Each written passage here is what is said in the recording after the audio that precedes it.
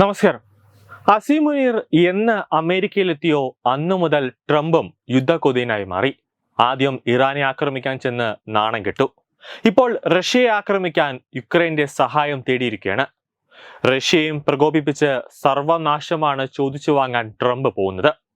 ലോകത്തിലെ ഏറ്റവും വലിയ ആണവ ഭീഷണിയായ റഷ്യയെ ഭീഷണിപ്പെടുത്തി യുദ്ധം അവസാനിപ്പിക്കണമെന്ന ആവശ്യം മുന്നോട്ട് വയ്ക്കുന്ന അമേരിക്ക സ്വന്തം രാജ്യത്തെ ജനങ്ങളുടെ ജീവൻ കൂടിയാണ് അപകടത്തിൽപ്പെടുത്തിയിരിക്കുന്നത്. മുൻപ് സോവിയറ്റ് യൂണിയന്റെ ഭാഗമായിരുന്ന യുക്രൈൻ ജനതയോട് റഷ്യ കാണിക്കുന്ന കരുണയൊന്നും അമേരിക്കയുമായി ഒരു ഏറ്റുമുട്ടൽ ഉണ്ടായാൽ റഷ്യയുടെ ഭാഗത്തു നിന്നും ഉണ്ടാകില്ല എന്നതാണ് വസ്തുത. ഒരു ബോംബ് അമേരിക്കൻ മണ്ണിൽ വീണാൽ തീരുന്ന അഹങ്കാരമേ ആ രാജ്യത്തിന് ഉള്ളൂവെന്ന് ഡൊണാൾഡ് ട്രംപ് മനസ്സിലാക്കുന്നത് നല്ലതാണ്. റഷ്യയുമായി വ്യാപാര ബന്ധത്തിൽ ഏർപ്പെടുന്ന ഇന്ത്യയും ചൈനയും ബ്രസീലും ഉൾപ്പെടെയുള്ള രാജ്യങ്ങളെയുമാണ് അമേരിക്കയും നാറ്റോ രാജ്യങ്ങളും ഭീഷണിപ്പെടുത്തുന്നത്. നാറ്റോയ്ക്ക് ബദലായ പുതിയ രീതി പെട്ടെന്നുള്ള ഉദയത്തിനാണ് കാരണമാകാൻ പോകുന്നത്. ശത്രുത മറന്ന് ഇന്ത്യയും ചൈനയും ഒന്നിക്കാനുള്ള അവസരവും ഇതോടെ സംജാതമാകും. റഷ്യ, ചൈന, ഇന്ത്യ, ഇറാൻ, ഉത്തര കൊറിയ സഖ്യം നിലവിൽ വന്നാൽ നിലവിലെ ലോകക്രമം തന്നെ മാറുമെന്ന് മാത്രമല്ല, ഡോളറിന്റെ മൂല്യം തകർന്നടിയുന്നതിനും അത് കാരണമാകും. ലോകത്തിൽ ഏറ്റവും അധികം ആണവായുധങ്ങൾ കൈവശമുള്ള റഷ്യയ്ക്ക് ഒറ്റയ്ക്ക് ഈ ഭൂമിയെ തന്നെ ചുട്ടരിക്കാൻ കഴിയുമെന്നത് ഡൊണാൾഡ് ട്രംപ് മനസ്സിലാക്കണം. അമേരിക്കയുടെ അലാസ്ക റഷ്യയുടെ കൈയെത്തും ദൂരത്താണ് സ്ഥിതി ചെയ്യുന്നത്.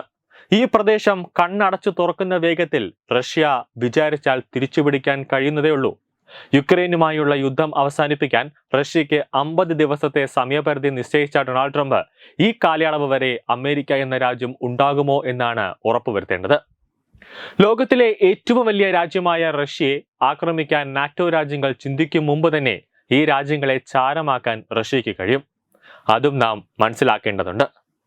ഖത്തറിലെ അമേരിക്കൻ താവളത്തിൽ ഇറാന്റെ ഒരു മിസൈൽ വീണപ്പോൾ തന്നെ വെടിനിർത്തലിനായി രംഗപ്രവേശനം ചെയ്ത രാഷ്ട്ര തലവനാണ് ഡൊണാൾഡ് ട്രംപ്. എന്നാൽ റഷ്യയുടെയും ആ രാജ്യത്തിന്റെ പ്രസിഡന്റായ വ്ളാദിമിർ പുടിന്റെയും ശൈലി അതല്ല. ഭയപ്പെടുത്താൻ വരുന്നവർ തന്നെ ഭയപ്പെടേണ്ട സാഹചര്യമാണ് ഉണ്ടാകാൻ പോകുന്നത്. റഷ്യ യുക്രൈന് നേരെ ഇതുവരെ യുദ്ധം പ്രഖ്യാപിച്ചിട്ടില്ല. പ്രത്യേകമായ ഒരു സൈനിക നടപടി മാത്രമാണ് റഷ്യ യുക്രൈന് മേൽ നടത്തിക്കൊണ്ടിരിക്കുന്നത്. യുദ്ധം പ്രഖ്യാപിച്ചിരുന്നു എങ്കിൽ എന്താകുമായിരുന്നു അവസ്ഥ എന്നതും വിലയിരുത്തുന്നത് നല്ലതായിരിക്കും. എന്നാൽ യുക്രൈനിലല്ല, യുക്രൈനെ മുൻനിർത്തി നാറ്റോ രാജ്യങ്ങളാണ് റഷ്യക്ക് നേരെ യുദ്ധം ചെയ്യുന്നത്. ഇതിനായി അത്യാധുനിക ആയുധങ്ങളും ടെക്നോളജിയുമാണ് അവർ ഉപയോഗപ്പെടുത്തുന്നത്. എന്നിട്ട് പോലും റഷ്യയുടെ രോമത്തിനു പോലും പരിക്കേൽക്കാതിരിക്കുന്നത് ആ രാജ്യത്തിന്റെ സൈനിക കരുത്താണ് തുറന്നു കാട്ടുന്നത്.